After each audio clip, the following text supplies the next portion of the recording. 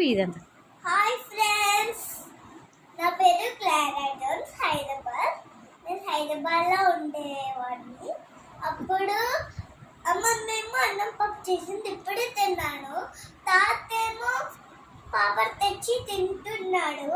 ఇప్పుడు నాకు ఏ ప్రాబ్లం లేదు. ఇది మా టీవీ, ఇది మా ఫ్లవర్స్, ఇది తర్వాత నా కొత్త బాటిల్, తర్వాత కొత్త పెన్సిల్, కొత్త కొత్త కొత్త బ్యాగ్, కొత్త కంపాస్, కొత్త స్లేట్, కొత్త బుక్స్, కొత్త